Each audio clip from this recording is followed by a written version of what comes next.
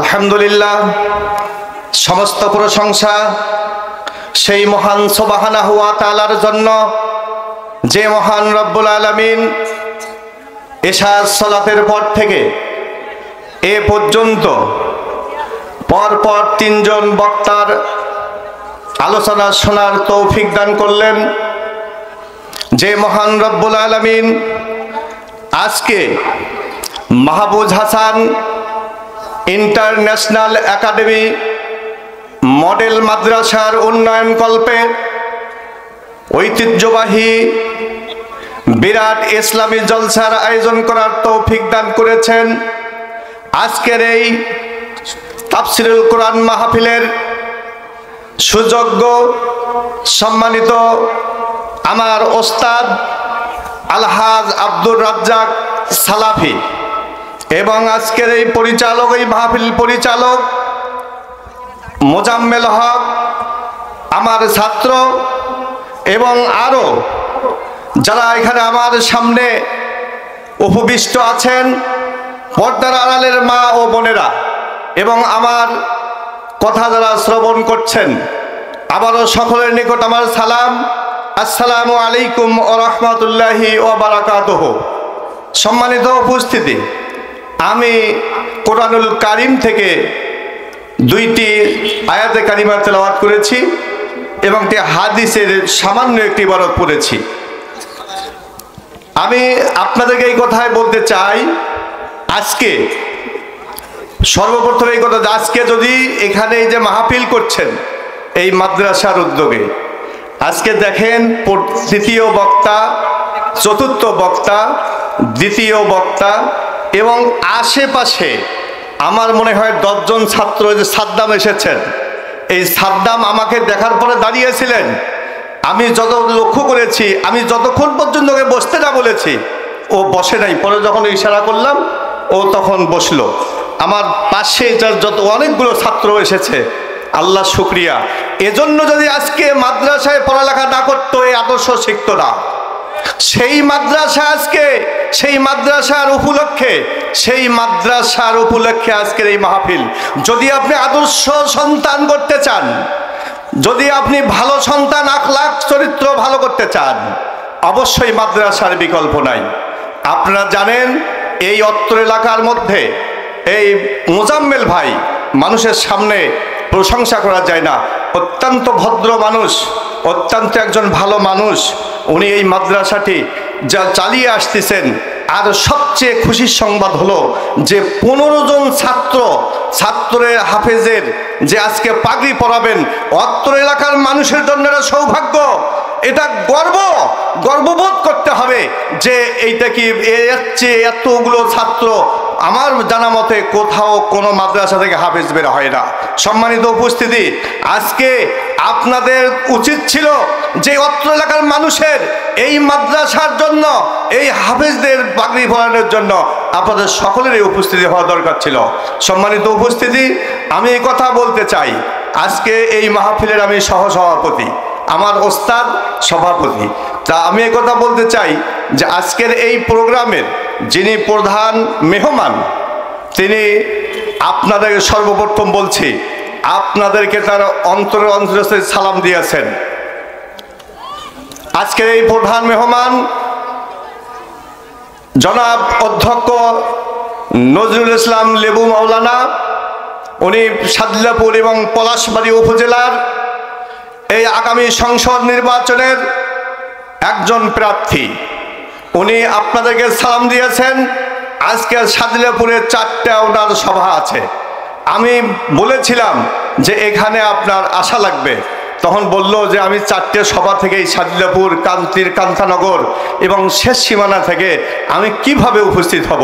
সেই জন্য আমাকে উনি স্থলাভিষিক্ত করে এবং উনি পাঠিয়েছেন, বলেছেন। তা আমি আপনাদের কাছে এই কথা বলতে চাই, এই মাদ্রাসার কর্তৃপক্ষকে বলতে চাই, ওনার সঙ্গে আলাপ হয়েছে, উনি নগদ টাকা দান করবেন এবং উনি এই মাদ্রাসার প্রতি সার্বিক সহযোগিতা করবেন উনি বলেছেন। উনি এক সপ্তাহের মধ্যে বলছেন যে আমি এক সপ্তাহের মধ্যে আমি ইনশাল্লাহ মাদ্রাসায় যাব এবং কর্তৃপক্ষের সঙ্গে আমি কথা বলবো। সম্মানিত উপস্থিতি, আপনারা তো সবাই চেনেন। আর আমি এই কথা বলতে চাই যে আমার বাড়ি হচ্ছে এই ইউনিয়নে এবং শেষ সীমানা লাস্ট বর্ডার 9 নং হরিনাথপুর এবং আমার 8 নং মনোহরপুর। আমি এই কথা বলতে চাই, আমাকে আপনারা কতজন মানুষ চেনেন? একটু হাত তোলেন দেখি। হ্যাঁ, অনেকেই চেনেন না, কিন্তু চেনা দরকার ছিল। আসলে আপনাদের সঙ্গে আমার যোগাযোগ নেই, আমি আপনাদের কাছে আসতে পারি নাই, আপনাদের সঙ্গে পরিচয় হতে পারি নাই। সম্মানিত উপস্থিতি, যে আপনারা ওনার পক্ষ থেকে এই সালাম আপনাদেরকে আবারও বলছি, এই আপনারা সালাম নেবেন, ওনার জন্য দোয়া করবেন। আরেকটি কথা হচ্ছে, আপনারা দেখেন, এই কথা বলে আমি শেষ করব যে 5ই আগস্ট আপনারা আজকে আমি এই পরিচয় দিচ্ছি যে এই 15.5 বছর এই বিগত সরকার দল মত নির্বিশেষে বলছি, সম্মান দেওয়ার মালিক আল্লাহ, সম্মান কেড়ে নেওয়ার মালিকও আল্লাহ।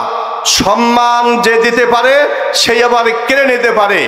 এইবার বিগত সরকার যে অন্যায় অত্যাচার করেছে, যে জুলুম নির্যাতন করেছে, যে অন্যায়ভাবে আলেম ওলামাদেরকে ফাঁসিতে ঝুলিয়েছে, অনেককে গুলি করে হত্যা করেছে, জেল জুলুম দিয়েছে, এবং 5ই আগস্টের আগে যে 1400 মানুষকে, সোনার ছেলেদেরকে, আমাদের এই সন্তানদেরকে এই স্বৈরাচার সরকার গুলি করে হত্যা করেছে, ঠিক কি না? এই সরকার এই ছাত্রদের রক্তের বিনিময়ে আজকে এই দেশ স্বাধীন হয়েছে, দ্বিতীয়বার স্বাধীন হয়েছে। সম্মানিত উপস্থিতি, কারণ আমি এই সভা থেকে প্রতিটা সবাই প্রায় থাকি, দুঃখজনক হলেও সত্য। আমি এই জন্য বলছি যে দুঃখ করে বলছি কথাগুলো, সভা করতে দেয় নাই এরা। এমন ব্যক্তিকে, আজকে যে যোগ্য ব্যক্তি সভাপতি আছে, এখন যে সভাগুলোর সভাপতি হচ্ছে যারা যোগ্য ব্যক্তি, যারা একজন নেতা হবে, তারা কি হবে? তারা একজন সকলের ইমাম হবে, তারা একজন সকলের ইমাম হওয়ার যোগ্য রাখে।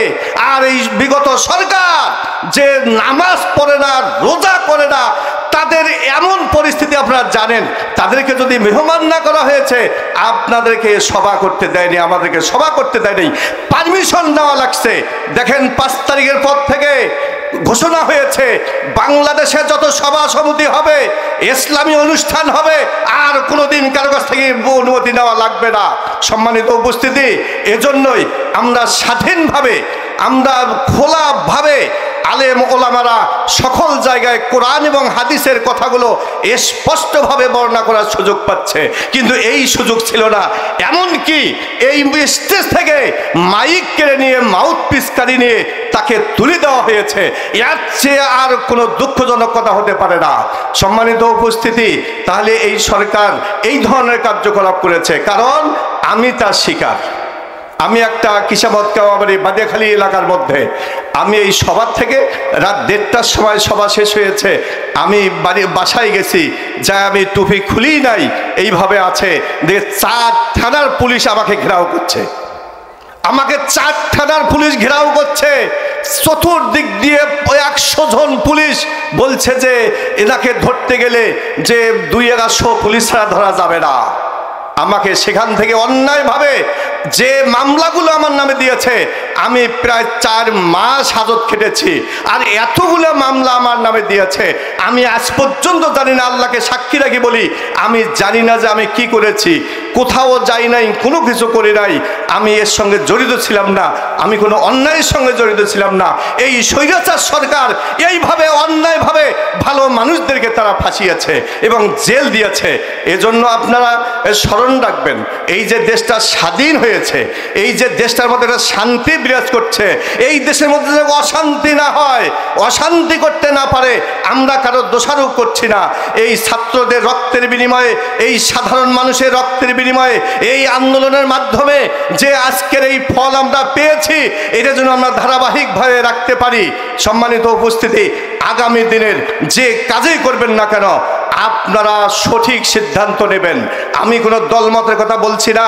ইয়া আইয়ুহাল্লাযিনা আমানু আতিউল্লাহ ওয়া আতিউর রাসূল, যে হে ঈমানদারগণ, তোমরা আল্লাহর আনুগত্য করবে, তোমরা রাসূলের আনুগত্য করবে, ওয়া উলিল আমরি মিনকুম, আর তোমাদের মধ্যে যে নেতা হবে, যে কোরআন এবং হাদিসের আনুগত্য করবে, সেই নেতার আনুগত্য করতে হবে। সম্মানিত উপস্থিতি, কোনো দল মত, কোনো মতাদর্শের কোনো কাজ করা যাবে না, কোনো আনুগত্য করা যাবে না, কোনো মতাদর্শের কি করা যাবে না, ইসলাম বিরোধী কোনো কাজ করা যাবে না। যারা কোরআন এবং হাদিসের নেতা হবে, সেই নেতার আনুগত্য করতে হবে। যদি তাই না হয়, তাহলে আপনার জন্য আমার জন্য কিয়ামতের দিন ভয়াবহ অবস্থা হবে। আল্লাহর দরবারে কোনো কিছুই কবুল হবে না। বাস্তব সত্য। আপনি আজকে বলবেন যে সে এক ওয়াক্ত নামাজ পড়ে না, সে তার কার্যকলাপ ভালো না, আপনি তাকে নেতা বলবেন যে অমুক নেতার চরিত্র ফুলের মতো পবিত্র। আল্লাহ বলছেন ইয়া আইয়ুহাল্লাযিনা আমানু আতিউল্লাহ ওয়া আতিউর রাসূল, তোমরা কি করবে, আউলিল আমরি মিনকুম, যে নেতা আল্লাহ এবং রাসূলের আনুগত্য করবে, সেই নেতার দুনিয়াতে আনুগত্য করতে হবে। নচেত তাছাড়া যদি কোনো নেতার আনুগত্য করি, আমি যদি আনুগত্য করি, আল্লাহর দরবারে কোনো